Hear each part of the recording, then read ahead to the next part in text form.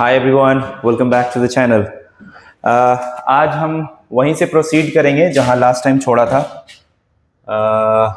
First topic discuss कर रहे थे हम लोग, है ना, कि एक पॉलिनोमियल आपके पास गिवन होगा और आपको क्या करना था, उसके जीरोज निकालने थे और जीरोज और कोफिशिएंट्स के बीच में रिलेशन वेरीफाई करना था। ठीक, अगर सेपरेटली देखें आप, ये आपका टॉपिक था। इस पे हमने कुछ क्वेश्चंस की प्रैक्टिस की थी, आज भी कुछ और क्वेश्चन की प्रैक्टिस करेंगे।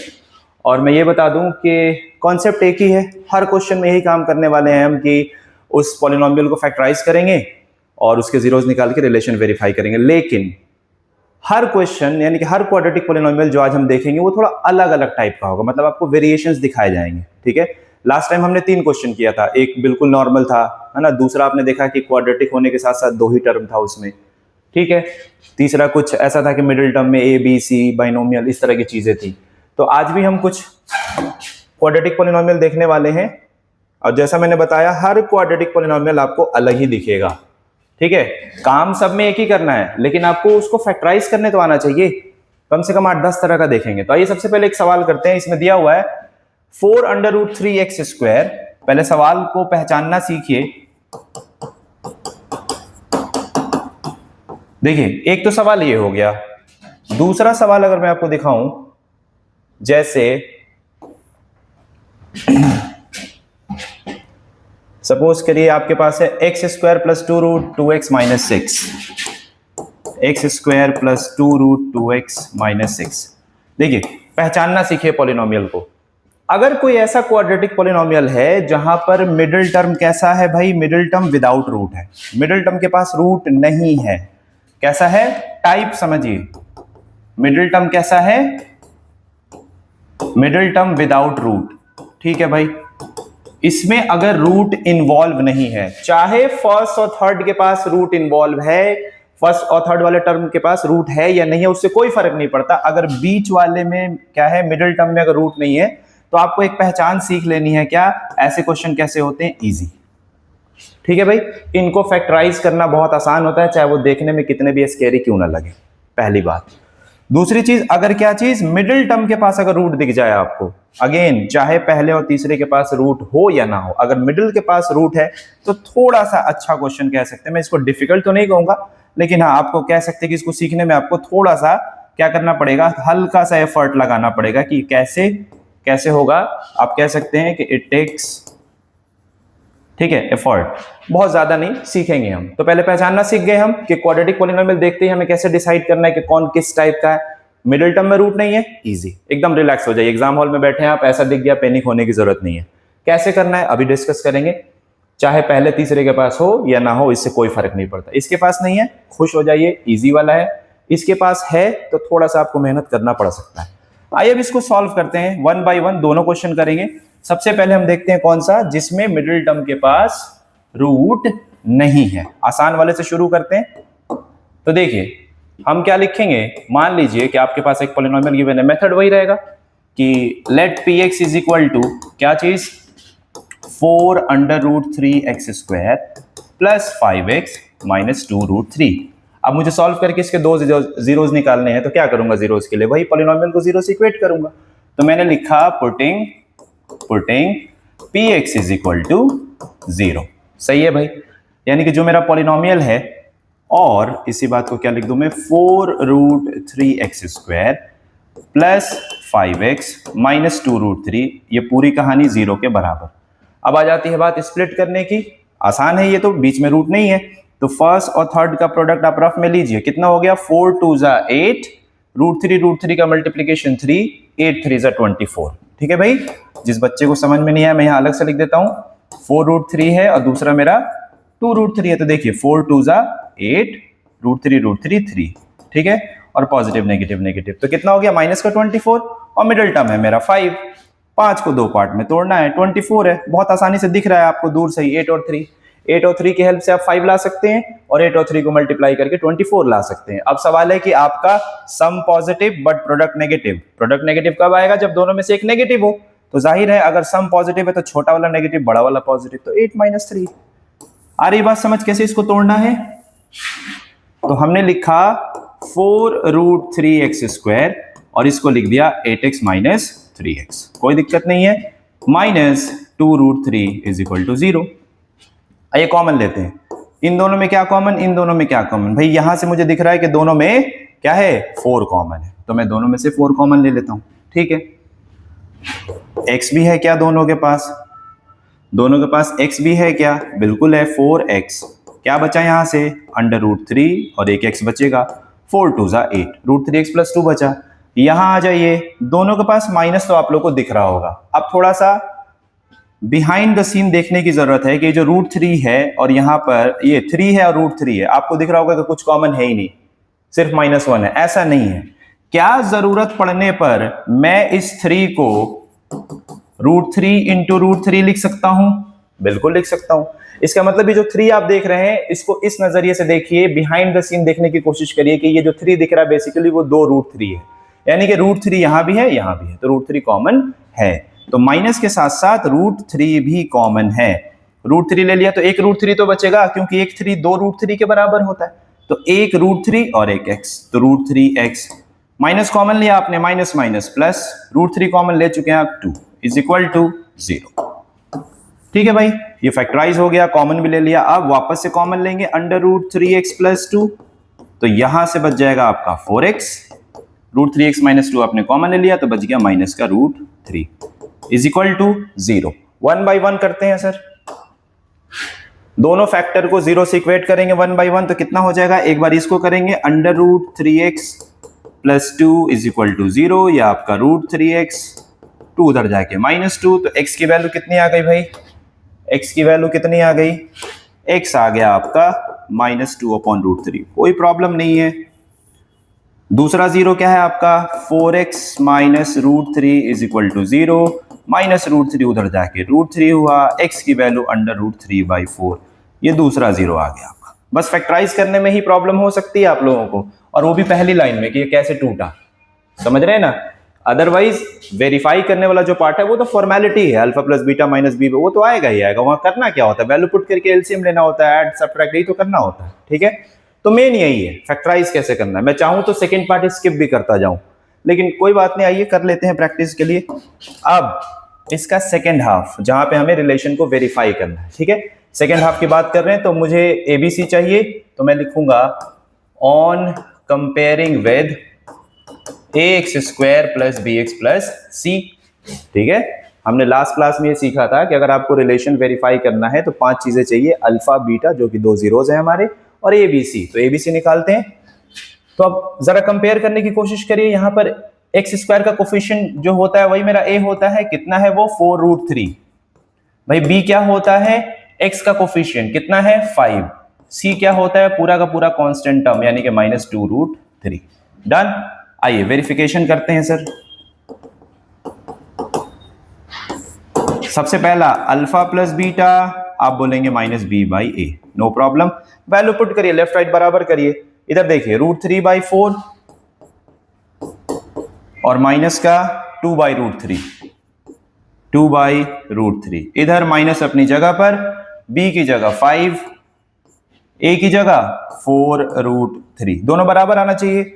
आज ये कर लेते हैं, 4√3 एलसीएम हो गया, इधर 4√3/4, √3 बचेगा, √3 × √3 3 हो जाएगा, 4√3/√3, √3 कैंसिल आउट, 4 बचेगा, 4 × 2 8। समझ में आ रही है बात। इधर क्या बचा, -5/4√3। आ जाइए लास्ट लाइन, भाई 3 - 8 -5 होता है क्या, बिल्कुल होता है। नीचे 4√3, इधर भी -5/4√3, तो ये दोनों चीजें बराबर आ गई क्या, यानी कि सम ऑफ जीरोज आपका बराबर आ गया क्या। कुछ करना ही नहीं, मैं फिर से कह रहा हूं, ये फॉर्मेलिटी है। अगर आपका इधर एक सही से निकला है, कब निकलेगा, जब आप फैक्टराइज कर पाते हैं। ठीक है, इसलिए हर क्वाड्रेटिक पॉलिनोमियल को सीखना है कि इस तरह के क्वाड्रेटिक पॉलिनोमियल कैसे स्प्लिट होते हैं। ठीक है, टाइप्स ऑफ क्वाड्रिलेटरल पे ध्यान, क्या नाम है, टाइप्स ऑफ पॉलिनोमियल पे ध्यान देना है आपको। ठीक है, सब में वही कॉन्सेप्ट है, घिसा पिटा के फैक्टराइज करो, अल्फा प्लस, सब घिसा पिटा ही कहूंगा, बहुत एक ही चीज बार बार रिपीट होगा। लेकिन शुरू में ही आप, अगर आपको परेशानी होगी तो शुरू में हो सकती है, अगर यहां आप सही से स्प्लिट करके तो बाकी सब एक फिक्स स्टेप है जो फॉलो करना है। ठीक है, कोई वेरिएशन नहीं है, वेरिएशन इधर देखने को मिल सकता है। नेक्स्ट, अल्फा बीटा c/a रखते हैं, √3/4, अल्फा की वैल्यू √3/4, बीटा की वैल्यू -2/√3। आइए इधर रखते हैं c की वैल्यू -2√3, a की वैल्यू 4√3। ये हो गया -2√3, इधर हो गया 4√3। इधर आपका √3 कैंसिल, इधर 2 से ये क्या हो गया 2 2 ज़ा 4। इधर आपका √3 कैंसिल, इधर 2 से क्या हो गया ये 2 2 ज़ा 4। ऊपर क्या बच गया 1, -1/2। इधर भी कितना आया -1/2। लास्ट में आप लिख देंगे हेंस वेरीफाइड। कहानी खत्म, यही काम करना था। ठीक है, आइए कुछ और पॉलिनोमियल देखते हैं। अब उसको करते हैं जिसके मिडिल टर्म में रूट हो। वैसे पॉलिनोमियल को कैसे सॉल्व करेंगे आप, जिसके मिडिल टर्म में रूट है भाई। ठीक है, बहुत मुश्किल नहीं है, थोड़ा सा एफर्ट लगता है, थोड़े से एफर्ट की जरूरत है, लेकिन कैसे करना आइए समझते हैं उसको। तो चलिए शुरू करते हैं। सबसे पहले क्या मानेंगे, आपको दिया हुआ है px बराबर दिस, तो इसमें लेट करने की जरूरत ही नहीं है जब दिया है तो यहां पे लिखेंगे given px is equal to जो भी पॉलिनोमियल गिवन है आपने उसको लिख दिया भाई 2√2x - 6। नेक्स्ट क्या करना है, पॉलिनोमियल को अगर सॉल्व करना है तो 0 से इक्वेट करेंगे। तो आप लिखेंगे putting px is equal to 0, यानी कि पूरा जो कहानी है x² + 2√2x - 6 0। अब इसको कैसे करें स्प्लिट, आइए देखते हैं। बहुत ज्यादा मुश्किल नहीं है भाई। फर्स्ट और थर्ड का प्रोडक्ट कितना है आपका -6 है। ठीक है भाई, मिडिल टर्म कितना है आपका 2√2 है। अब आपको 2√2 को दो पार्ट में स्प्लिट करना है, दो पार्ट में ब्रेक करना है, इस तरह से कि अगर दोनों को आपस में जोड़ें या घटाएं तो वापस से 2√2 आना चाहिए, और दोनों को मल्टीप्लाई करें तो -6 आना चाहिए। तो देखिए ऐसे रूट वाले क्वेश्चन में मिडिल टर्म रूट हो तो क्या करना है, सबसे पहले इस रूट को खत्म करने की कोशिश करेंगे। ये कैसे होगा, √2 को अगर मैं √2 से मल्टीप्लाई कर दूं तो रूट खत्म हो जाएगा क्या। तो यही काम करना है आपको, एक पार्ट में एक √2 डालना है, दूसरे पार्ट में दूसरा √2 डालना है। ठीक है, अब मल्टीप्लाई कर कितना आना चाहिए, जरा इन दोनों को मल्टीप्लाई करिए, कितना आ रहा है 2 आ रहा है। आपको कितना चाहिए 6 चाहिए, साइन बाद में देख लेंगे, यानी कि 3 की जरूरत है, लगा दीजिए 3। अब काम हो गया, क्या चेक करते हैं, क्या मैं 3√2 और √2 को मल्टीप्लाई करके 6 ला सकता हूं, बिल्कुल ला सकता हूं। क्या मैं 3√2 और √2 की मदद से ऐड करके या सब्ट्रैक्ट करके 2√2 ला सकता हूं, बिल्कुल ला सकता हूं। अब साइन पे ध्यान देते हैं, प्रोडक्ट नेगेटिव बता रहा है कि इसमें से एक पॉजिटिव और एक नेगेटिव होना चाहिए। अगर दो टर्म का प्रोडक्ट नेगेटिव है, इसका मतलब हुआ कि मेरा एक पॉजिटिव है एक नेगेटिव है। किधर लगाए नेगेटिव, भाई इधर क्यों नहीं लगा सकते, इधर लगाऊंगा, अगर बड़ा वाला टर्म नेगेटिव हो जाएगा तो सम भी नेगेटिव आ जाएगा, तो जरूरत के हिसाब से मेरा किधर जाएगा इधर। अब 3√2 - √2 कर देंगे तो 2√2 आ जाएगा, मल्टीप्लाई कर देंगे पॉजिटिव नेगेटिव नेगेटिव, √2 2 × 3 6 आ जाएगा। ठीक है भाई, तो इस तरह से स्प्लिट होगा ये। ठीक, तो इसमें क्या करेंगे आप, जब स्प्लिट करेंगे तो √2 को खत्म करने के लिए एक पार्ट में एक रूट, दूसरे पार्ट में दूसरा रूट, बचे हुए नंबर को एडजस्ट कर लेंगे जरूरत के हिसाब से। ठीक है, तो देखिए यहां पे मैंने क्या किया, इसको लिखा x² और 2√2 को लिखा 3√2x - √2x और प्लस का माइनस का 6। ठीक है, इज इक्वल टू 0। आइए कॉमन लेते हैं, इन दोनों में क्या कॉमन है, x तो बड़ी आसानी से दिख रहा है, तो x + 3√2। सर इन दोनों में क्या कॉमन है भाई, दोनों के पास माइनस है, बिल्कुल है। वापस से यहां पे √2 है, यहां पे 6 है, तो बिहाइंड द सीन जरा देखने की कोशिश करिए। देखिए 6 को मैं जरूरत पड़ने पर 2 × 3 लिख सकता हूं, बिल्कुल लिख सकता हूं।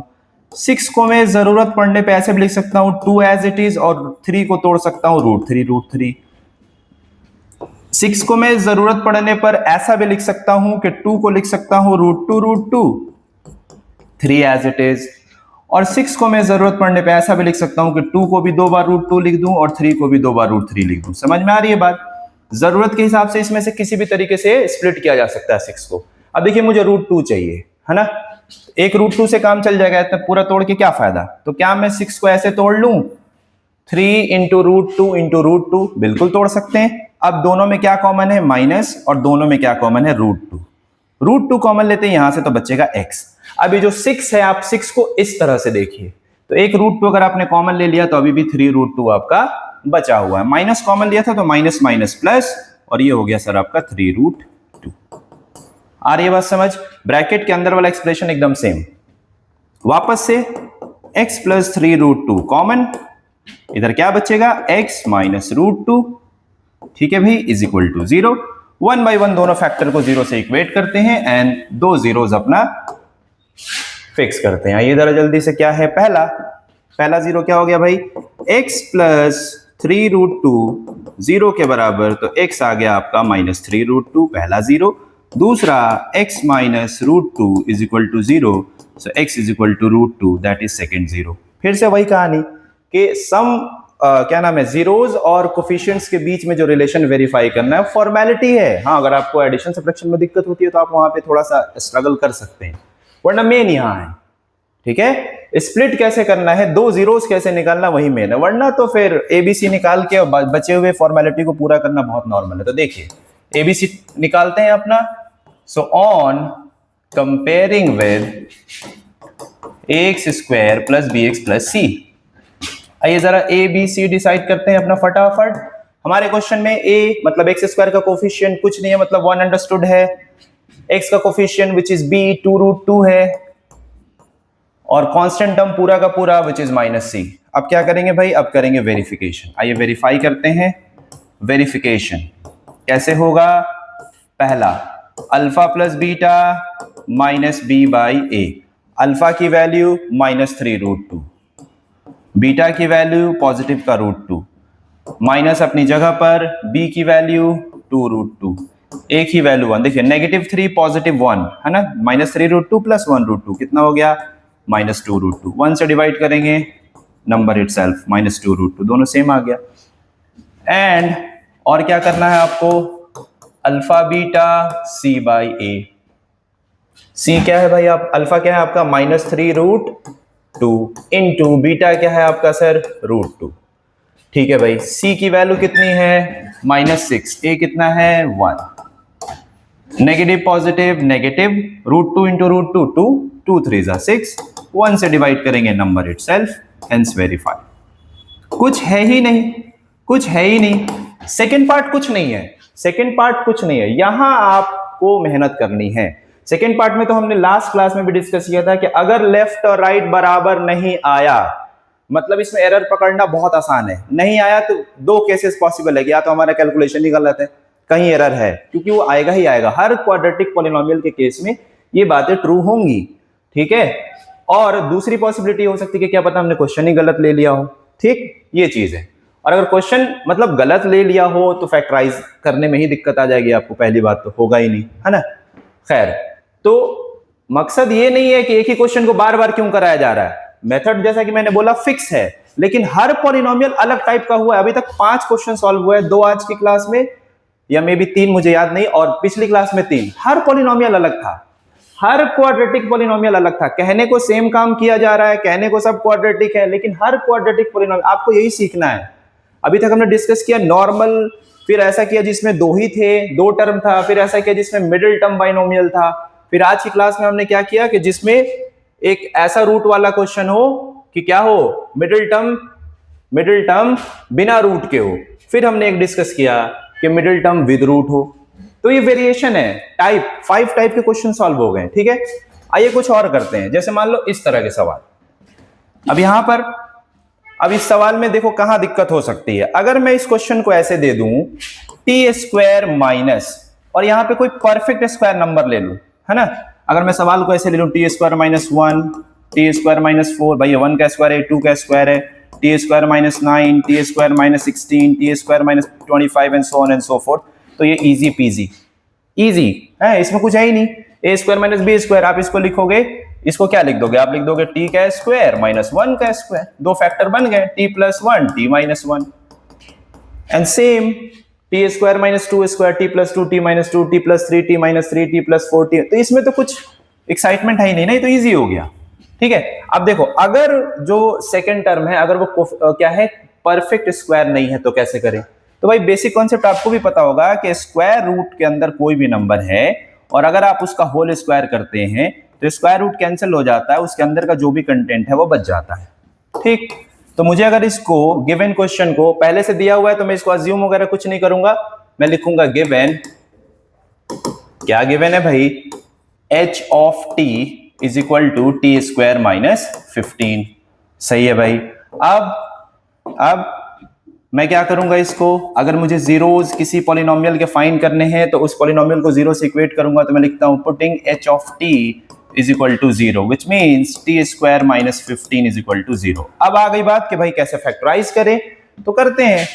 मैं इसको लिख दूंगा टी का स्क्वायर। क्या मैं इसको लिख सकता हूं अंडर रूट 15 का स्क्वायर? क्या अंडर रूट 15 का स्क्वायर 15 होता है? बिल्कुल होता है।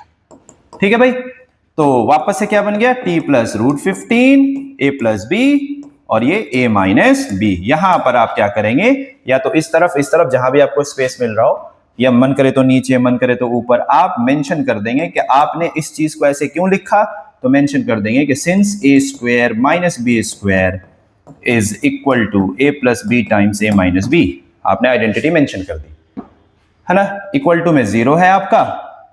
अब आइए इसको सॉल्व करते हैं। तो आप क्या करेंगे, 1 by 1 दोनों फैक्टर को पुट करेंगे। टी प्लस अंडर रूट 15 0, तो पहला 0 आपका यानी कि अल्फा कह लीजिए या बीटा कह लीजिए, पहला निकल के आ गया। T is equal to minus under root 15। दूसरा T minus under root 15 is equal to 0, so T is equal to under root 15। Alpha beta ready. अब क्या करना है हमें कोफिशिएंट्स के बीच में और जीरोस के बीच में रिलेशन को वेरीफाई करना है। ठीक है भाई, करते हैं। फॉर्मेलिटी है, जैसा कि मैंने पहले कहा, मेन काम तो फैक्टराइज करना है। ठीक है, तो आइए करते हैं इसको। उसके लिए हमें एबीसी चाहिए। तो क्या लिखेंगे, on comparing with. Standard form क्या होता है क्वाड्रेटिक पॉलिनोमियल का, ax square plus bx plus c।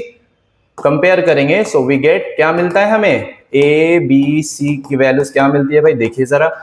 Coefficient of x square, या इन अदर वर्ड्स एक्स नहीं है, कोई और वेरिएबल यूज किया गया है, तो डिग्री 2 वाले टर्म का जो भी कोफिशिएंट होता है वो आपका a होता है, that is 1 in this case. b क्या होता है, अगर x नहीं है तो कैसे याद रखेंगे b को, coefficient of a term which is of degree 1। Degree 1 वाला टर्म है ही नहीं भाई, यहाँ पे डिग्री 2 के बाद सीधा कांस्टेंट है, कांस्टेंट की डिग्री 0 होती है, तो डिग्री 2 के बाद सीधा डिग्री 0 है, यानी कि 1 वाला कोई टर्म ही नहीं है, तो कोई कोफिशिएंट नहीं उसका 0। और c मतलब कांस्टेंट टर्म, तो -15। ठीक है भाई, वेरीफाई कर लें क्या इसको, आप लिखेंगे वेरिफिकेशन। आइए वेरिफिकेशन देखते हैं। अल्फा प्लस बीटा क्या होता है भाई, अभी तक तो याद हो गया होगा, minus B by A. Value put करते हैं, रूट 15 माइनस रूट 15। किसी को पहले लिख लो माइनस का रूट 15 प्लस का रूट 15, इधर माइनस अपनी जगह पर, b की वैल्यू 0, a की वैल्यू 1, जितना पॉजिटिव उतना नेगेटिव, ये कैंसिल हो गया, 0 उधर 0 by 1 0, तो ये आ गया सम ऑफ जीरोस, लेफ्ट राइट बराबर।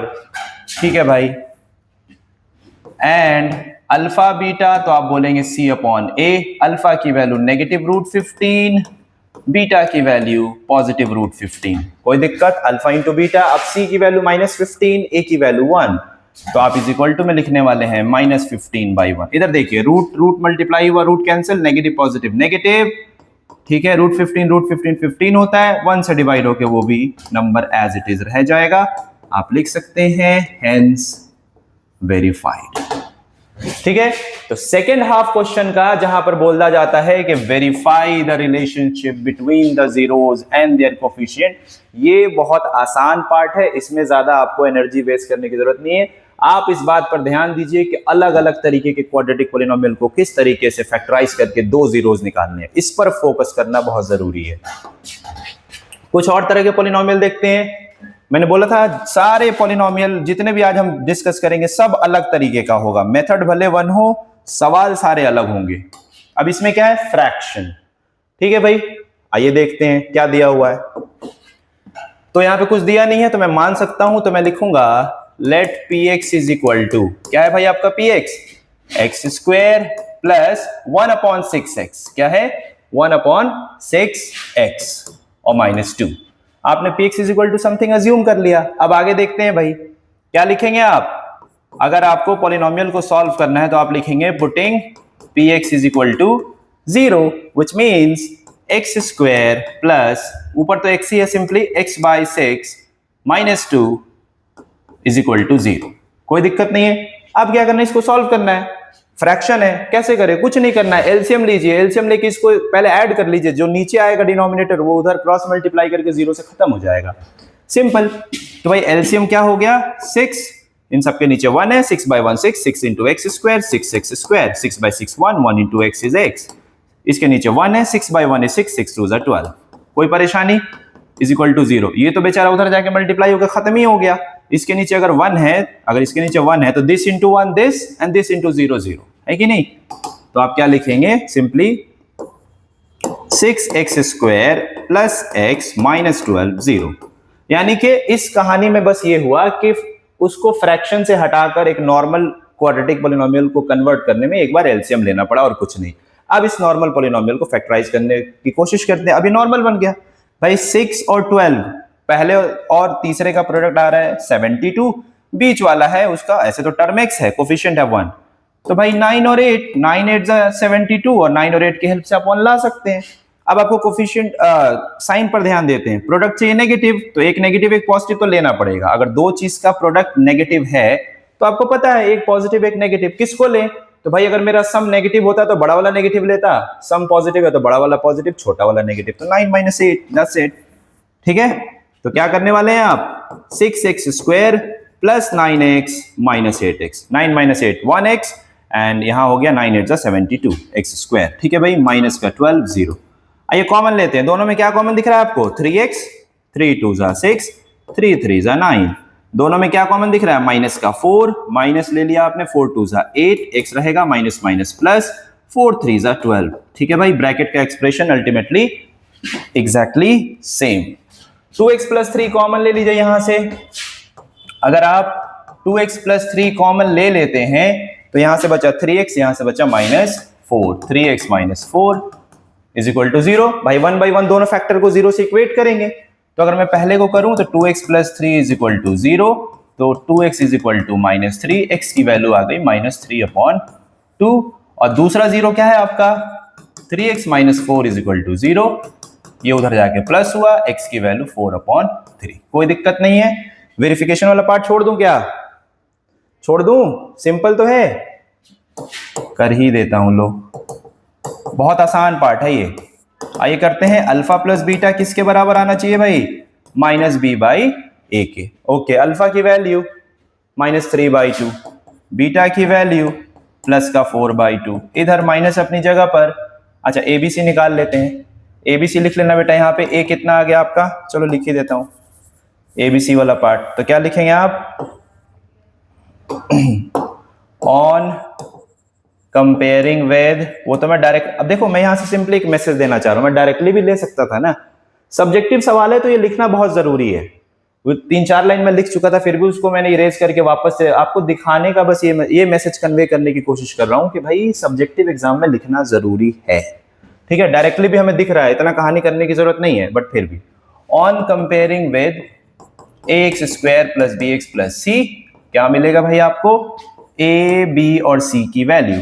अब देखो यहाँ पे आजादी है तुम्हें, ए बी तुम इसको अपना ओरिजिनल इक्वेशन मान लो जो एलसीएम लेने के बाद सिंप्लीफाई हुआ है, और इसके अकॉर्डिंग एबीसी डिसाइड कर लो, मन करे उसके अकॉर्डिंग एबीसी डिसाइड कर लो। आ रही है बात समझ? एबीसी की वैल्यू ओरिजिनल इक्वेशन से भी ले लो, या सिंप्लीफाई करके जो आया है ये वाला इससे भी ले लो, दोनों से आ जाएगा आंसर, कोई फर्क नहीं पड़ेगा। ठीक है, तो सिंपल वाला लेते हैं। आपको फ्रैक्शन से जितना बचा जा सकता है बचिए, आपको फ्रैक्शन ऐड करने में दिक्कत हो सकती है, तो सिंपल है। a is 6, b is 1, c is -12, 6 1 -12। अब वेरीफाई करें तो हम लिखेंगे क्या? वेरिफिकेशन। क्या लिखेंगे? वेरिफिकेशन। वेरिफिकेशन में first part alpha plus beta minus B by A. ठीक है भाई, आइए जरा इसको करते हैं तो क्या हो जाएगा? ये अल्फा की वैल्यू कितनी आई है? किसी को ले सकते हैं -3/2 एंड प्लस का 4/3, ये आ गया। इधर आ जाइए sir, minus minus minus B कितना है आपका? 1, ए कितना है आपका? 6। इधर ऐड कर लेते हैं 2 3 का एलसीएम, 6 6/2 3 3 3 9, बट माइनस का 9, 6/3 2 2 4 8। इधर हो गया -1/6, -9 + 8 -1 होता है। तो ये बड़ा सिंपल है, समझ रहे हैं क्या? And alpha beta c/a, value put करना है, कुछ करना ही नहीं आपको। अल्फा कितना है भाई आपका? अगेन -3/2 4/3, -3/2, बीटा है आपका 4/3, इधर हो गया सर आपका c/a -12/6, इधर 3 कैंसिल कर दो, 2 से ये 2 कर दो, कितना हो गया भाई? -2, इधर 6 2 12, ये कितना हो गया भाई? -2। आप लिख देंगे हेंस प्रूव्ड या वेरीफाइड। सही है। अगेन फर्स्ट पार्ट पे ध्यान देना है, फैक्टराइज कैसे होगा। अब देखो आगे का जो भी क्वेश्चन होगा इसमें मैं ये सेकंड पार्ट स्किप करूंगा, ठीक है? या आप करना, क्या दोनों को जोड़ना बहुत मुश्किल काम है? अगर दो जीरोज निकल गए हैं तो दोनों को जोड़ना और इधर अल्फा बीटा की वैल्यू ए बी की वैल्यू पुट करना बहुत मुश्किल काम है? या दोनों को मल्टीप्लाई करना मुश्किल काम है? ऑब्वियसली नहीं है। तो आप खाली इधर फर्स्ट पार्ट पे ध्यान, और अगेन सब्जेक्टिव एक एक स्टेप लिखना जरूर है। स्किप मैं इसलिए कर रहा हूं कि आप घर पे उसको एज ए होमवर्क पूरा कीजिए। यहां पर एक ही चीज बहुत बोरिंग हो जाएगा, आप भी देख के क्या करोगे? स्टेप पता है आपको, प्रैक्टिस की जरूरत है। 3-4 क्वेश्चन पे प्रैक्टिस कर लो।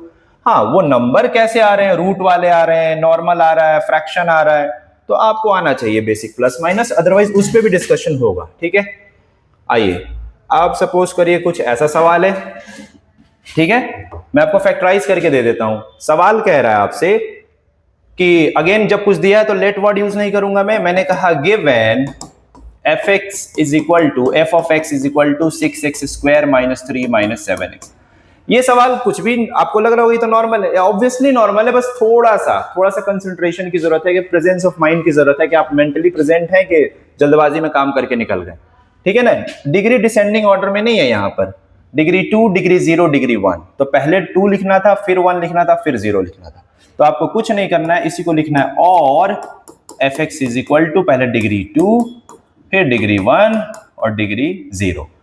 एक और कंफ्यूजन बच्चे को हो सकती है कि इधर से इधर है तो साइन बदलेगा। अरे नहीं भाई, जब तक इक्वल टू के एक तरफ से दूसरी तरफ ट्रांसपोज नहीं करेंगे साइन क्यों बदलेगा? करेक्ट, जस्ट ऐसे ही बता दिया, मैं नहीं कह रहा हूं कि आपको डाउट है, किसी को हो सकता है। खैर, अब यहां पर बेटा पॉलिनोमियल को सॉल्व करना है तो उसको 0 से इक्वेट करेंगे आपसे। Putting f of x is equal to 0 which simply means कि 6x square minus 7x minus 3 is equal to 0। ठीक है भाई, अब यहां पे फर्स्ट और थर्ड का प्रोडक्ट क्या है भाई? फर्स्ट माइनस 18 और बीच में बेटा माइनस 7, पहले और तीसरे का प्रोडक्ट माइनस 18 और बीच में है माइनस 7। तो बेटा 9 और 2 की हेल्प से 18 ला सकते हो, बिल्कुल ला सकते हो। 9 और 2 की हेल्प से 7 ला सकते हो, बिल्कुल ला सकते हो। प्रोडक्ट नेगेटिव है, मतलब इन दोनों में से दो चीजों का प्रोडक्ट नेगेटिव है, मतलब एक तो नेगेटिव होगा। किसको लें? तो बेटा सम अगर आपका नेगेटिव है तो बड़ा वाला नेगेटिव, माइनस 9 प्लस 2 माइनस 7 दे देगा, मल्टीप्लाई करके माइनस 18 दे देगा। ठीक है, तो वैसे स्प्लिटिंग द मिडिल टर्म पे एक सेपरेट वीडियो है जहां पे बच्चे को यही बताया जाएगा कि करते कैसे, है ना, क्योंकि कुछ बच्चों को इसी में दिक्कत होती है कि कैसे स्प्लिट करें। आ जाइए, 6x स्क्वायर, इसको क्या लिख दूं मैं? Minus 9x plus 2x minus 3 is equal to 0। Common लो बेटा फटाफट, दोनों में क्या कॉमन है? 3x, 3 2 जा 6, 3 3 जा 9, यहाँ पे ये 2x बचा और ये 3 3 जा 9। यहां से क्या कॉमन है बेटा? कुछ कॉमन नहीं है, तो 1 ले लेते हैं, बचेगा 2x minus 3 is equal to 0। 2x minus 3 आपका कॉमन, इधर से बच गया 3x और इस टर्म से बच गया 1। आइए इसको 0 से इक्वेट करते हैं। 2x minus 3 is 0। क्या बना बेटा आपका? तो आपका बना 2x is equal to 3, x की वैल्यू आ गई 3/2। एंड दूसरा काम 3x plus 1 is equal to 0, so 3x आ गया माइनस 1 के बराबर, x आ गया माइनस 1/3 के बराबर। ठीक है, अब इसके आगे का जो काम है वेरिफिकेशन वाला पार्ट, वो आपके लिए होमवर्क है। ठीक है, आप क्या करेंगे?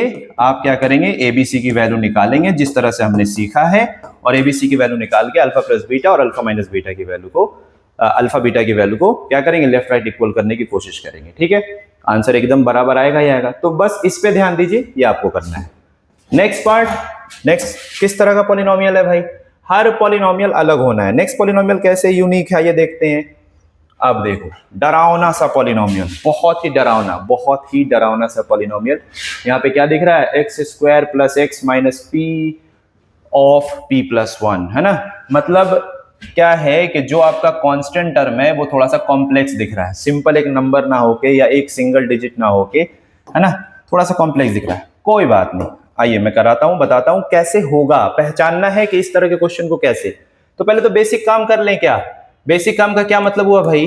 कि लेट x के टर्म्स में है तो let p x is equal to क्या चीज? X square plus x minus p of p plus 1। उसके बाद मुझे इस पॉलिनोमियल के जीरोस फाइंड करने हैं, तो मैं कहूंगा putting p of x is equal to 0, जिसका मतलब हुआ कि x square plus x minus p of p plus 1 is equal to 0। समझ में आ रही बात? अब इस तरह के क्वेश्चन को पहले पहचानो। तो क्या है इस क्वेश्चन को? अगर आप ax square plus B x plus C से कंपेयर करते हो तो जो c है ना, c कांस्टेंट टर्म, उसके जगह ये पूरी कहानी गिवन है। ठीक है, और कहानी को भी और जरा तोड़ें तो कैसा है? एक सिंगल टर्म को एक दो टर्म वाले एक्सप्रेशन से मल्टीप्लाई किया गया। मतलब बेटा एक मोनोमियल एक्सप्रेशन को एक बाइनोमियल एक्सप्रेशन से मल्टीप्लाई किया गया। तो जब भी आपका कांस्टेंट टर्म कैसा हो, मोनोमियल इंटू बाइनोमियल टाइप, पहचान लीजिए इसको। सिंगल टर्म आपका कांस्टेंट टर्म कैसा हो, थर्ड वाला term, splitting the middle term कर रहे हैं, तो जिसकी डिग्री 0 है, जो कांस्टेंट टर्म है, अगर वो कैसा दिखे आपको, मोनोमियल इंटू बाइनोमियल। तो इस तरह के क्वेश्चन को कैसे सॉल्व करना है, तो पहले पहचान गए।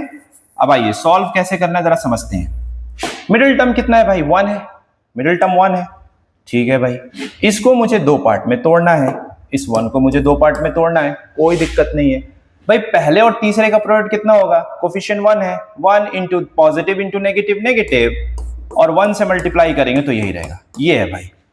अब मुझे यहाँ पे दो पार्ट सोचना है बेटा, दोनों को ऐड करने से या सब्ट्रैक्ट करने से पॉजिटिव 1 चाहिए, और दोनों को अगर आपस में मल्टीप्लाई किया जाए नेगेटिव इतना चाहिए। इसका तरीका, अगर कांस्टेंट टर्म मोनोमियल और बाइनोमियल था, तो एक को क्या करना है बेटा, जो दो पार्ट आप तोड़ने जा रहे हैं ना, एक पार्ट को मोनोमियल एक्सप्रेशन दीजिए, दूसरे पार्ट को ये बाइनोमियल एक्सप्रेशन दीजिए। इतना हो गया क्या? क्या इतना करने से आपका प्रोडक्ट वाला पार्ट सॉल्व हो गया? बिल्कुल हो गया ना बेटा। इन दोनों को मल्टीप्लाई करोगे तो क्या आएगा, p into p plus 1। Sign को तो बाद में देख लेंगे हम, प्रोडक्ट का पार्ट तो हो गया डन।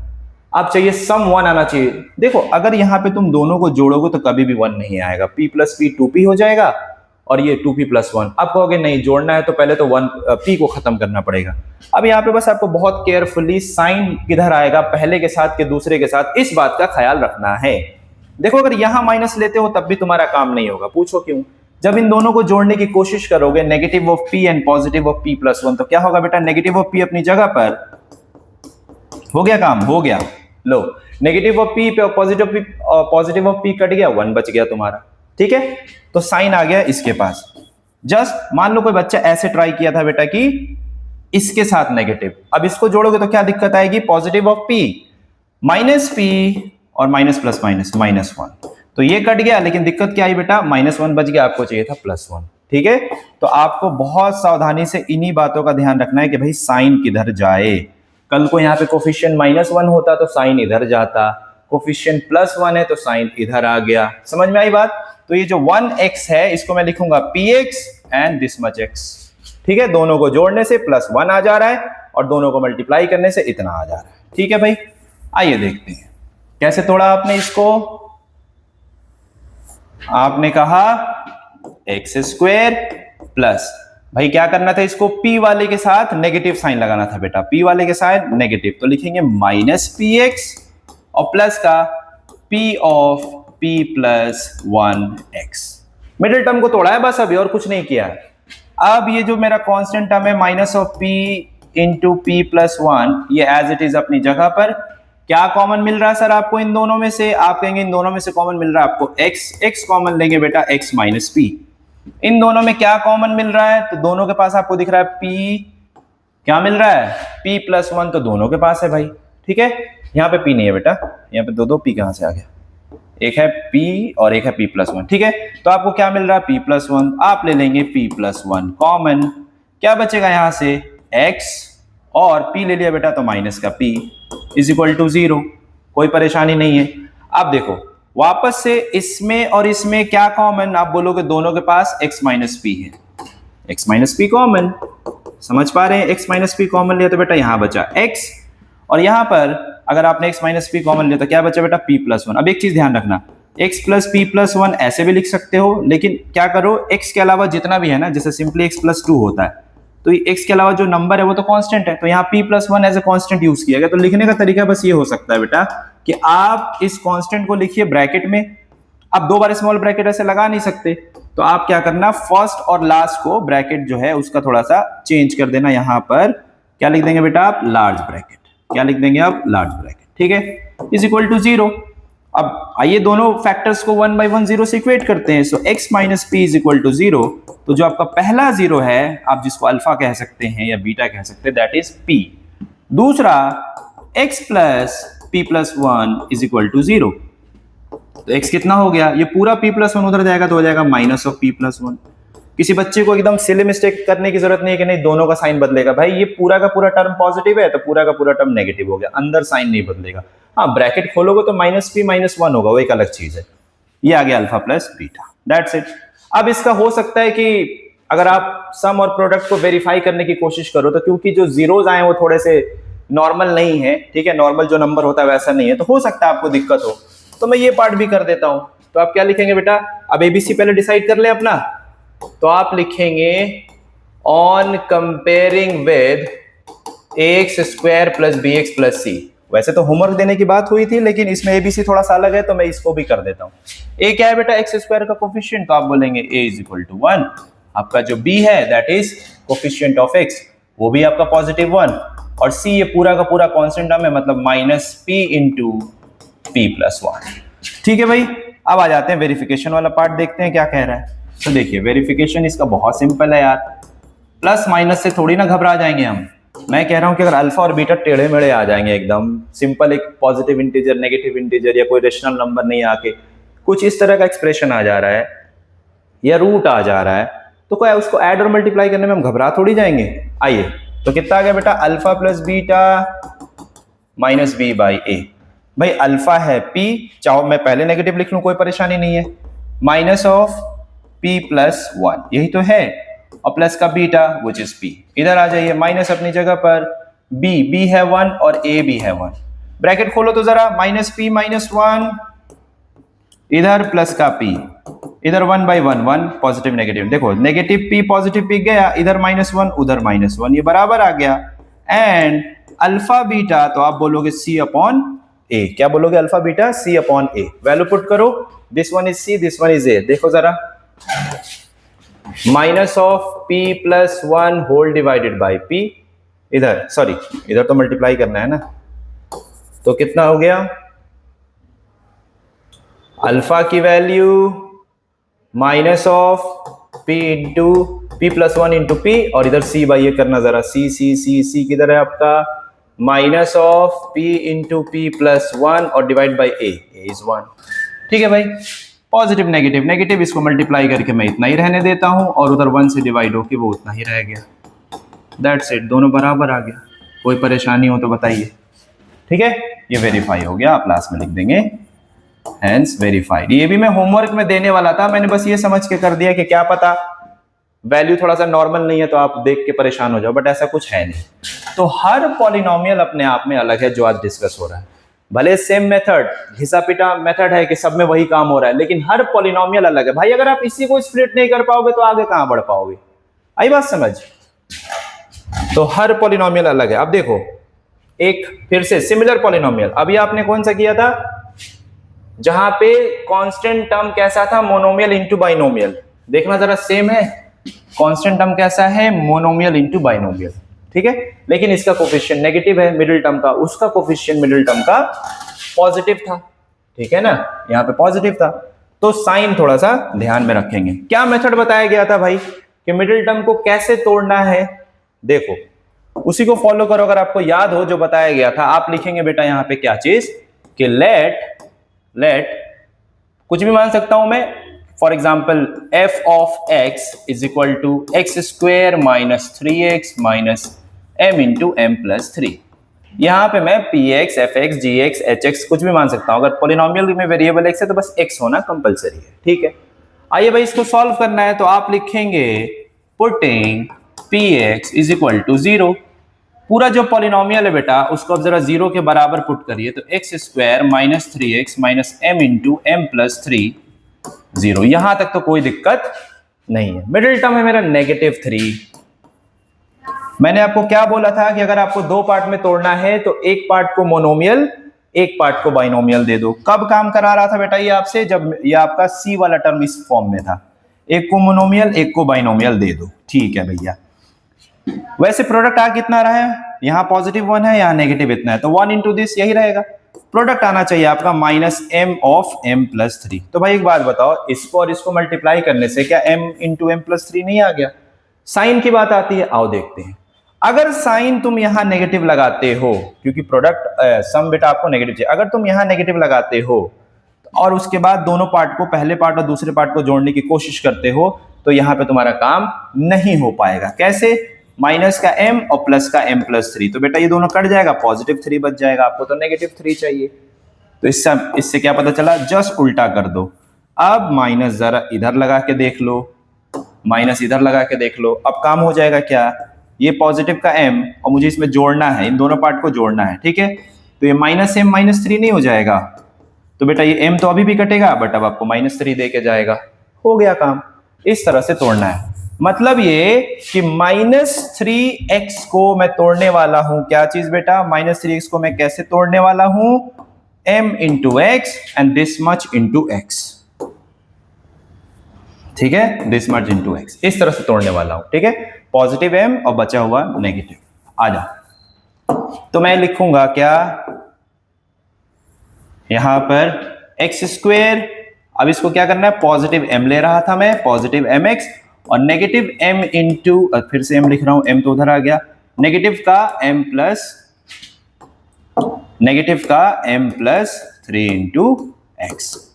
ये हो गया, मिडिल टर्म को स्प्लिट किया। अब जो कांस्टेंट टर्म है वो अपनी जगह पर एज इट इज, ठीक है भाई। अब दोनों में क्या कॉमन, x कॉमन, तो x प्लस m। इन दोनों में क्या कॉमन दिख रहा है आपको, नेगेटिव भी है और m प्लस 3 भी है। दोनों के पास नेगेटिव भी है और दोनों के पास m प्लस 3 भी है। तो यहां से क्या हो जाएगा, x बचेगा, माइनस कॉमन लिया, minus minus plus, m plus 3 common लिया बेटा, m बचेगा। अल्टीमेटली ये दोनों सेम आता है, ठीक है भाई। बहुत रेयरली डिफरेंट आता है, वो भी क्या आता है डिस्कस होगा कहीं आगे। चलिए इसमें देखते हैं बेटा, x प्लस m दोनों में कॉमन है क्या, x प्लस m दोनों में कॉमन है क्या, आइए लेते हैं। तो x प्लस m अपनी जगह पर कॉमन ले लिया, तो बेटा यहां से x बचेगा और यहां से अगर x प्लस m ले लोगे तो m प्लस 3 बचेगा। जैसा मैंने पिछली बार बताया था कि दो बार ऐसे स्मॉल ब्रैकेट तो लगा नहीं सकते, तो फर्स्ट और लास्ट को बेटा आप क्या करेंगे, थोड़ा चेंज कर देंगे, ठीक है, और वहां पे आप लार्ज ब्रैकेट लगा देंगे, आप वहां पे लार्ज ब्रैकेट लगाएंगे इक्वल टू 0। अब दोनों फैक्टर्स को बारी बारी से 0 से इक्वेट करते हैं, तो पहला 0 आ गया बेटा आपका नेगेटिव ऑफ m, और जो दूसरा है कह रहा x minus m plus 3 is equal to 0, which means कि x is equal to m plus 3 आ गया। तो ये सिमिलर क्वेश्चन था। अब इसके आगे का काम, क्योंकि ऐसा मैंने करके जस्ट आपको दिखाया है तो दोबारा नहीं करूंगा, तो यहां भी बेटा मैं कहूंगा आपसे कि जो वेरिफिकेशन वाला पार्ट था ना, वो आपके लिए वापस से होमवर्क है। अभी जस्ट किया था सिमिलर। तो देखिए मैं इन दोनों क्वेश्चन में ये दिखाना चाह रहा हूं कि माइनस का साइन, बीच वाला अगर साइन अलग अलग था तो कैसे माइनस हमने डिसाइड किया कि दोनों पार्ट में से किस पार्ट को माइनस लगाना जरूरी है। समझ रहे हैं, दो क्वेश्चन आपके सामने हैं, एकदम सिमिलर है। एक तो ऐसा था कि मिडिल टर्म का साइन पॉजिटिव, तब हमने कैसे किसको पॉजिटिव लिया भाई, यहाँ पर p को नेगेटिव, p प्लस 1 को पॉजिटिव, है ना, यानी कि जो मोनोमियल था उसको नेगेटिव और जो बाइनोमियल था उसको पॉजिटिव। लेकिन जस्ट नेक्स्ट क्वेश्चन में अगर मिडिल टर्म कुछ अलग हो गया, उसका साइन अलग हो गया, तब देखो वहां पे मोनोमियल को क्या ले लिया, पॉजिटिव, पिछले में लिया था नेगेटिव। तो ये आपको साइन अच्छे से डिसाइड करना है। वेरिफिकेशन का प्रोसेस सेम। कुछ और पॉलिनोमियल कराता हूं, वेरिएशन, कोई भी क्वेश्चन सेम नहीं कराएंगे भाई, कोई भी क्वेश्चन सेम नहीं, ठीक है, हर क्वेश्चन डिफरेंट। अब आ जाओ, कुछ इस तरह के सवाल हैं। अब देखो करना इसको फैक्टराइज है और देख के डर जाएगा बच्चे को, अरे भाई फैक्टराइजेशन में एक्सपोनेंट्स कहां से आ गया, ठीक है, बहुत आसान होता है ये। आपको बेसिक अगर लॉज ऑफ एक्सपोनेंट्स पता है ना, बहुत आसान है, ठीक है भाई। मैं एक करता हूं, दो को आप नोट कर लीजिए, मैं दो को यहां से मिटाने वाला हूं। वीडियो पॉज करके आप दो को नोट कर लीजिए, ये दो आपके लिए होमवर्क रहेगा, मैं पहला करके आपको दिखा देता हूं, ठीक है। देखिए देखने में जो बहुत ही खतरनाक सा लग रहा है, ये सॉल्व कैसे होगा। तो सबसे पहले तो मैं इसको क्या करूंगा कि let p of x is equal to, ये पूरी कहानी, ठीक है भाई, 3 into 3 raise to the power x plus 2 plus 3 raise to the power negative x is equal to 10, ठीक है। अच्छा पॉलिनोमियल है तो जाहिर है यहाँ पे बेटा 10 ना होके, यहाँ पे 10 ना होके क्या रहेगा, ये इधर आ जाएगा, तो इधर आप कह सकते हैं -10 रहेगा, ठीक है। मैं क्वेश्चन को ठीक कर देता हूं बेटा, क्योंकि अगर इक्वल टू में 0 गिवन होगा तो वो क्या हो जाएगा, इक्वेशन हो जाएगा, ऐसे कुछ गिवन था, ठीक है भाई। तो मैं इसको लिखूंगा कि px बराबर दिस, बात एक ही है, जो इस तरफ -10 है बेटा वही तो उस तरफ जाके +10 है, ठीक है ना। तो ये मैंने पॉलिनोमियल को पहले ठीक कर लीजिए, यहाँ पे बेटा था इक्वल टू 10, मैंने क्या किया, इसको इधर लाया तो -10, ठीक है। तो मैंने उस पॉलिनोमियल को पहले कुछ अज्यूम कर लिया, जैसे करते हैं। अब सॉल्व करके दो जीरोस पता करने हैं मुझे, तो मैं बोलूंगा putting px is equal to 0। इसका सीधा सीधा मतलब हुआ कि जो पॉलिनोमियल दिया आपको, जो एक्सप्रेशन गिवन है, उसको जरा आप 0 से इक्वेट करिए। तो आप बोलेंगे 3 raise to the power x plus 2 plus 3 raise to the power minus x minus 10 is equal to 0। Done. एक ही बात है, उधर ही तो प्लस 10 था। चलो अब आते हैं मेन चीज पे फोकस करते हैं कि भाई इसको फैक्टराइज कैसे करें। देखने में बहुत डरावना सा लग रहा है क्या? आओ देखते हैं कितना आसान है। जरा रफ में देखना, क्या तुम 3 raise to the power x plus 2 को ऐसे लिख सकते हो? चलो मैं डायरेक्ट ना लिख के तुम्हें वो बताता हूं, लॉज ऑफ एक्सपोनेंट्स। क्या हम सबको पता है a raise to the power x into a raise to the power y is equal to a raise to the power x plus y। Class 7, class 8, class 9 तीनों में पढ़ा आप लोगों ने इसको। तो भाई अगर मल्टीप्लीकेशन में बेस सेम हो तो पावर ऐड हो जाते हैं, तो ये दोनों पावर ऐड होके आपको प्लस दे दिए। तो भाई एक बात समझिए, आप एक बात समझिए, अगर ये दिया हुआ है तो आप ये लिखते हो, उल्टा ये दिया हो तो ये नहीं लिख सकते। अगर पावर ऐड करके लिखा है तो दोनों को अलग अलग नहीं लिख सकते, सेम वही कहानी करना है। आखिर ये क्या रहा होगा इधर कि पावर ऐड हुआ है, तो बेटा x प्लस 2 ऐड हुआ है, मतलब एक होगा 3 की पावर x और मल्टीप्लीकेशन में दूसरा होगा 3 की पावर 2। लॉज ऑफ एक्सपोनेंट, दोनों का बेस सेम है, मल्टीप्लीकेशन का पावर जोड़ के ये बना था। तो बिहाइंड द सीन जो चीज आपको सामने से दिख नहीं रहा उसको देखने की कोशिश करनी है, ठीक है। इसका मतलब बेटा कि जो 3 की पावर x प्लस 2 है, क्या मैं इसको 3 की पावर x इंटू 3 की पावर 2 लिख सकता हूं? बिल्कुल लिख सकता हूं। लॉज ऑफ एक्सपोनेंट्स में हमें सिखाया है a raise to the power minus x है, तो ये नीचे आके a raise to the power एक जो भी होगा पावर प्लस हो जाएगा, साइन चेंज हो जाएगा। तो ये जो भी गिवन है, क्या मैं इसको नीचे लिख लूं 1/3 raise to the power x? No problem. Minus 10 is equal to 0। समझ में आ गई बात कैसे ये चेंज किया हमने? अब यहाँ पे थोड़ा सा काम और है, थोड़ा सा काम और है। ये आसान है, थोड़ा सा लेंदी है, ठीक है। इसमें 2-3 स्टेप करना है। फर्स्ट स्टेप जो क्रूशियल है वो ये है। टोटल 3 स्टेप कहां कहां पे आपको सोचना है वो बता रहा हूं। पहला स्टेप तो ये सोचना है कि अगर एक साथ लिखा हुआ है तो आप उसको सेपरेट करिए, पहला स्टेप। अब दूसरा स्टेप कहां सोचना है बेटा कि जो एक्सपोनेंट दिख रहा है ना उसको कुछ अज्यूम कर लेना है, कुछ भी a से z तक कुछ भी। अब x ऑलरेडी यूज हो चुका है तो x छोड़ के कुछ भी मान लो। यहां पर आपको कुछ नहीं करना है, आप इस 3 raise to the power x को इसको कुछ अज्यूम करिए। तो आप कहते हैं बेटा let 3 raise to the power x is equal to y। अब सेकेंड स्टेप ये है सोचने वाला, फर्स्ट स्टेप अलग करना था, सेकेंड स्टेप अज्यूम करना है। अब क्या करिए आप कि इस पूरे एक्सप्रेशन में, इस पूरे इक्वेशन में क्या करिए, जहां जहां 3 की पावर x है वहां वहां y पुट करिए। आइए करते हैं। यहाँ पे y पुट करेंगे बेटा, 3 की पावर x y होता है, 3 स्क्वायर 9 होता है, ठीक है। क्या मैं पहले लिख लूं? कोई दिक्कत नहीं है। प्लस 1 बाई अगेन खाली 3 की पावर x की जगह y रखना है, माइनस 10 इज इक्वल टू 0। बन गया सिंपल। ऐसा क्वेश्चन हमने किया था, फ्रैक्शन था, एलसीएम लेके वापस बनाते थे। लेकिन ये एक्सपोनेंट फ्रैक्शन में कैसे आया ये समझना जरूरी है। पहले एक्सपोनेंट्स को सेपरेट किया एंड जो एक्सपोनेंट वाला टर्म था उसको कुछ अज्यूम किया, और जब उसको सब्स्टिट्यूट किया तो मैंने देखा कि तो नॉर्मल बन गया। अभी थोड़ा सा बेहतर हुआ है। अब वापस से इस फ्रैक्शन में से डिनोमिनेटर आपको गायब करके बिल्कुल नॉर्मल एक क्वाड्रेटिक बनाना है। तो आइए बनाते हैं। एलसीएम लीजिए बेटा, इसके नीचे 1 है, क्या हो गया इधर? एलसीएम आ गया y, इधर हो गया बेटा 9y square, y upon y 1 plus का 1, यहाँ पे नीचे कितना है बेटा 1 है, y ये हो गया माइनस का 10y। कोई परेशानी, इज इक्वल टू 0। एलसीएम लेके मैंने जोड़ दिया। अब भाई इसके नीचे 1 नहीं है क्या? वापस यही कहानी। क्या ऐसा क्वेश्चन हमने नहीं किया था? ऐसा हमने नहीं किया था क्या जिसमें नीचे फ्रैक्शन हो? बिल्कुल किया था, ठीक है भाई। कहां है वो क्वेश्चन? देखिए वापस से, यही तो क्वेश्चन है। तो क्या किया था आपने? एलसीएम लेके फिर क्रॉस मल्टीप्लाई, वही काम इसमें करना है। देखने में मुश्किल है बहुत आसान, लेंदी जरूर है, ये लेंदी जरूर है क्योंकि 3 स्टेप पे सोचने वाला काम है। चलिए तो बेटा क्रॉस मल्टीप्लाई करेंगे, थोड़ा टर्म को रीअरेंज भी कर देंगे। रीअरेंज करने वाला भी क्वेश्चन हमने किया था, रीअरेंज करने वाला भी क्वेश्चन बेटा हमने किया था। कौन सा? जिसमें ये क्वेश्चन था कि क्वेश्चन में कैसे दिया हुआ था, डिग्री 2 के बाद डिग्री 0 दे दिया था। अरेंज करना था, रीअरेंज करना था, यहां भी डिग्री 2 के बाद सीधा 0 दे दिया। तो थोड़ा ठीक कर लेते हैं भाई। दिस इंटू 1 तो दिस ही रहेगा, लेकिन थोड़ा रीअरेंज करूंगा। पहले डिग्री 2, फिर डिग्री 1, फिर डिग्री 0। तो बेटा इसको आप लिखेंगे क्या चीज? 9y square minus 10y plus 1, और ये बेचारा उधर जाके मल्टीप्लाई होके 0। अब ये नॉर्मल बन गया, नॉर्मल बन गया, बिल्कुल सिंपल जैसे होता है। तो कैसे हुआ एक बार अच्छे से देख लीजिए। पहले टर्म्स को सेपरेट किया, फिर एक्सपोनेंट वाले टर्म को कुछ अज्यूम किया, अज्यूम करके सब्स्टिट्यूट किया तो एक फ्रैक्शन बना, फ्रैक्शन को एलसीएम लेके सिंप्लीफाई किया तो नॉर्मल बन गया। अब नॉर्मल क्वेश्चन बन गया तो इसके आगे मुझे कुछ बताना नहीं चाहिए, बट आगे इसमें कुछ और काम करना है, इसलिए आ जाओ। फर्स्ट और थर्ड का प्रोडक्ट पॉजिटिव 9, बीच वाला है माइनस 10, तो माइनस 10 को लिख लो माइनस 9 माइनस 1। जोड़ के हो जाएगा -10, दोनों को मल्टीप्लाई करके बेटा -9 -1 को मल्टीप्लाई करोगे तो प्लस का 9 आ जाएगा। कोई बड़ी बात नहीं है भाई।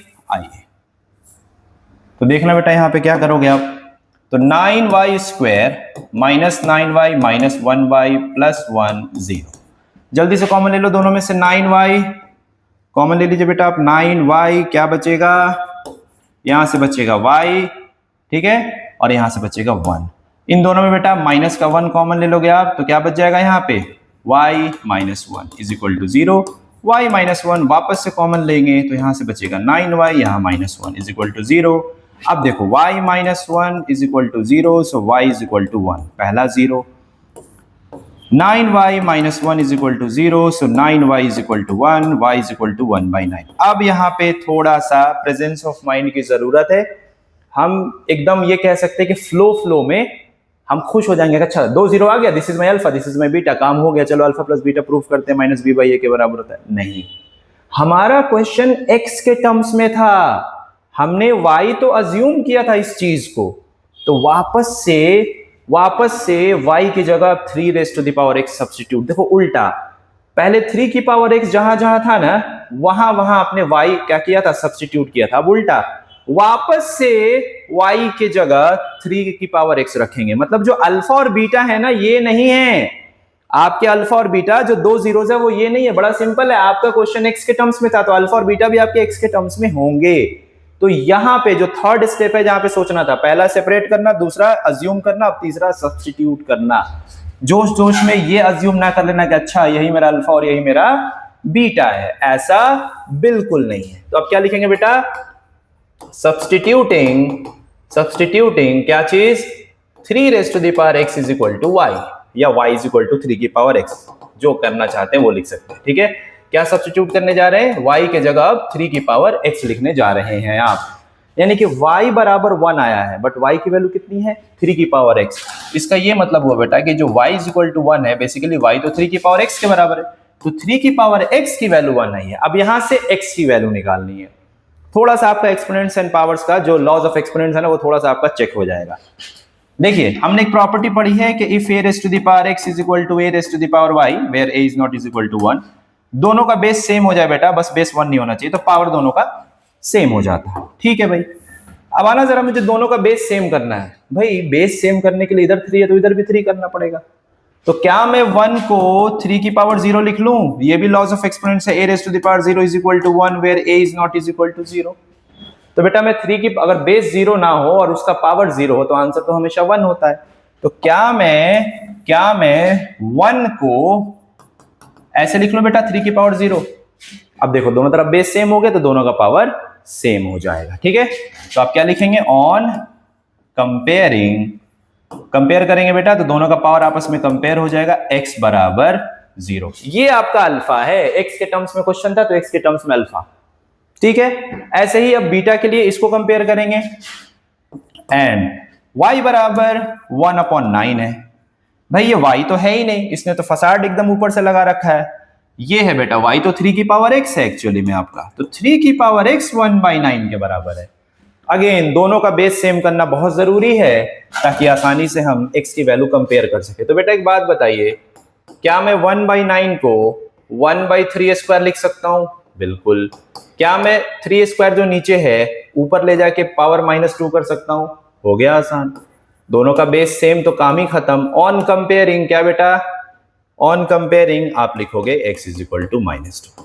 तो ये है आपका अल्फा, कहां गया, ये है आपका अल्फा और ये है आपका बीटा। ये दोनों नहीं है, ये आपको बस चेक कर रहे थे कि आप जल्दबाजी में काम कर रहे हो कि आराम से। तो क्वेश्चन लेंदी है, अभी वेरिफिकेशन वाला पार्ट बाकी है, लेकिन हाँ वेरिफिकेशन के नंबर बड़े आसान है। अल्फा प्लस बीटा -2 के बराबर, अल्फा बीटा 0 के बराबर है कि नहीं भाई, 0 प्लस -2 अल्फा प्लस बीटा यही है। तो क्वेश्चन बड़ा नॉर्मल है, वेरिफिकेशन भी इसका नॉर्मल है क्योंकि वैल्यूज नॉर्मल आई है, लेकिन लेंदी जरूर है।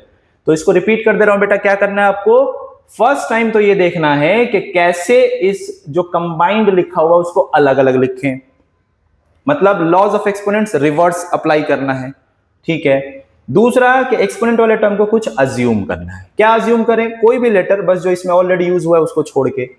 ठीक है भाई, मान लिया तो ऐसा करने से एलसी फ्रैक्शन के टर्म में एक नॉर्मल पॉलिनोमियल बना, एटलीस्ट यहाँ पे एक्सपोनेंट वाला टर्म एलिमिनेट हो गया। इस एलसीएम को क्या करना है, इस फ्रैक्शन को एलसीएम की मदद से सिंप्लीफाई करके नॉर्मल बना दिया। नॉर्मल बना तो 2 आंसर आया, लेकिन ये आंसर तो y के टर्म्स में है, हमें तो x के टर्म्स में चाहिए। तो थर्ड स्टेप अब यहाँ पे क्या चीज कि वापस से इस y के जगह 3 की पावर x को रखिए। तो आपने वही लिखा substituting y is equal to 3 की पावर x। सब्स्टिट्यूट किया तो y बराबर 1 आया था, बट y तो 3 की पावर x है, तो बेसिकली 3 की पावर x 1 आया था। वापस से आपके लॉज ऑफ एक्सपोनेंट्स सारे चेक कर लिए गए कि आपको कितना याद है, और ये करके आपके 2 जीरोस हैं, ठीक है।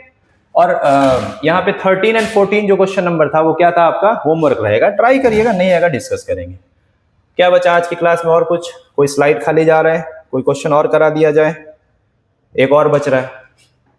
देखिए अब कह रहा है कि the zeros of quadratic polynomial x square plus 88x plus 125 are.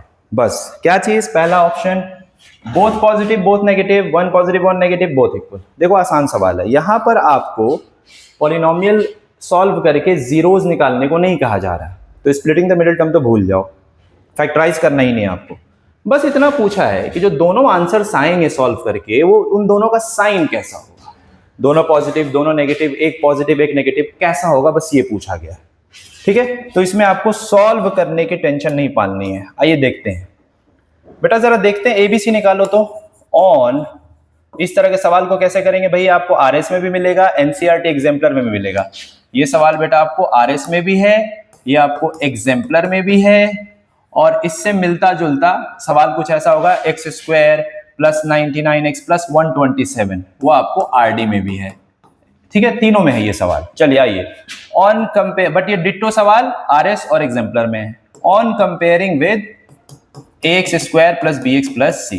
भाई फैक्टराइज करोगे मेहनत नहीं लगेगा क्या, करना ही नहीं है, फैक्टराइज करने की जरूरत क्यों है, जब मुझसे वैल्यू मेहनत लगेगा नहीं लगेगा बाद की बात है, मुझे करना ही क्यों जब मुझे वैल्यू बतानी नहीं है तो, ठीक है।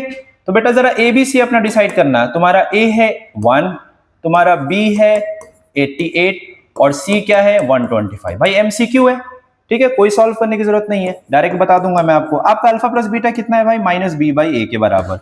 तो आप बोलोगे अल्फा प्लस बीटा माइनस 88/1, तो माइनस का 88, ठीक है भाई। और जो आपका अल्फा बीटा है वो कितना है भाई, सी बाई ए के बराबर। सी की वैल्यू 125, इसकी वैल्यू 1 है, यही रह जाएगा। तो सर आपका अल्फा बीटा कितना आया 125। वैल्यू को करो इग्नोर, वैल्यू को करो इग्नोर, तुम खाली साइन पर फोकस करो। तुम किस पे फोकस करो बेटा, सिर्फ और सिर्फ साइन पर। आओ देखते हैं, कह रहा है कि दोनों जीरो का साइन कैसा होगा। देखना जरा, दो चीजों को तुमने मल्टीप्लाई किया है और आंसर आया है पॉजिटिव, क्या पॉसिबिलिटी हो सकती है, क्या पॉसिबिलिटी हो सकती है भाई। भाई हो सकता है पहला पॉजिटिव दूसरा पॉजिटिव तब भी आंसर पॉजिटिव आता, पहला नेगेटिव दूसरा नेगेटिव तब भी आंसर आपका पॉजिटिव आता। ये दोनों ही पॉजिटिव देंगे कि नहीं देंगे, बिल्कुल देंगे। तो बेटा देखिए ये दोनों केस में पॉजिटिव दे रहा है, ठीक। इससे एक बात पता चल गई कि बेटा आपका दोनों या तो पॉजिटिव है, आपके जो दोनों जीरोस है ना, या तो दोनों पॉजिटिव हैं या फिर दोनों नेगेटिव हैं। इतना तो क्लियर हो गया, 50-50। ये बेचारे तो गए, दोनों ऑप्शन लास्ट के गए, ठीक है। अब कंफर्म कैसे माने कि दोनों पॉजिटिव के दोनों नेगेटिव, तो सम पे ध्यान दीजिए।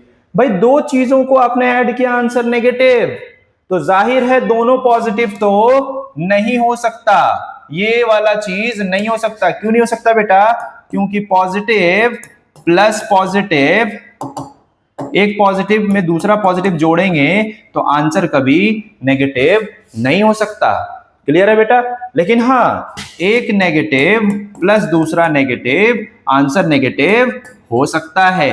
बात समझ में आ रही है, आंसर नेगेटिव हो सकता है। कैसे, -2 -3, बेटा ये -5 हो गया। ये दो नेगेटिव इंटीजर का एडिशन है, तो दो नेगेटिव को जोड़ने से आंसर नेगेटिव और दो नेगेटिव को मल्टीप्लाई करने से आंसर पॉजिटिव। इसका मतलब कि आपके दोनों जीरोस कैसे है बेटा, बोथ नेगेटिव। बोथ क्या है बेटा, नेगेटिव। बात समझ में आ रही है। कैसे, लास्ट टाइम समराइज कर दे रहा हूं मैं आपको, दो नेगेटिव को अगर मैं मल्टीप्लाई करता हूं तो आंसर पॉजिटिव आ सकता है, बिल्कुल आ सकता है। दो नेगेटिव को ऐड करने से आंसर नेगेटिव आ सकता है, बिल्कुल आ सकता है। तो बोथ जीरोस आर नेगेटिव। एक चीज और ख्याल रखेंगे आरडी शर्मा में इस सवाल में थोड़ा सा आपको कंफ्यूज करने की कोशिश की गई है। और कैसे बोला गया है, अब देखो, जैसे दोनों आंसर नेगेटिव है तो ऑप्शन में दिया गया है बेटा, ऑप्शन में कुछ ऐसे लिखा गया, मैं आपको बता दूं ताकि आप कंफ्यूज ना हो। वहां पर ऑप्शन में लिखा गया है both can not be positive. दोनों नेगेटिव है, इसका मतलब दोनों पॉजिटिव नहीं है। तो बस आपसे इंग्लिश के साथ खेल रहा है और कुछ नहीं है। दोनों पॉजिटिव को ऐसे लिख दिया है, both can not be negative. भाई बात तो एक ही है और थर्ड और फोर्थ ऑप्शन सेम है। तो कुछ किताब में आपको ऐसे 4 ऑप्शन मिलेंगे, कुछ किताब में ऐसे मिलेंगे 1 2 3 4, 3 4 एज इट इज है। तो जो दोनों पॉजिटिव है इसका मतलब दोनों नेगेटिव नहीं है, जो दोनों नेगेटिव है वो दोनों पॉजिटिव नहीं है। तो इस तरह से भी मिलेगा। मेरा काम बस आपको अवेयर कराना। आप किसी भी किताब से पढ़ेंगे आपको क्वेश्चन फैमिलियर लगेगा, अरे ये तो नहीं हुआ था, ये छूट गया, नहीं। तो कुछ भी आए आपको कंफ्यूज नहीं होना। Final answer is both zeros या बोथ रूट्स आर नेगेटिव। ठीक है भाई, ट्रायल एंड एरर से करना है, कोई मेथड नहीं है इसका, एमसीक्यू सवाल है। ठीक है, क्योंकि सब्जेक्टिव में इसी बात को वर्ड्स में लिखना पड़ सकता है आपको। चलिए और कुछ, ऑल डन। चलिए ठीक है, आगे इसी को प्रोसीड करेंगे। भी बहुत लंबा चैप्टर है ये, अगर एनसीईआरटी से कराऊं तो सिर्फ 2 दिन का है, लेकिन आरएसआरडी एग्जाम्पलर ये सब चीजें कवर होंगी, पीवाईक्यू बहुत लंबा चलेगा। चलिए आगे नेक्स्ट क्लास में मिलते हैं। Thank you so much for watching.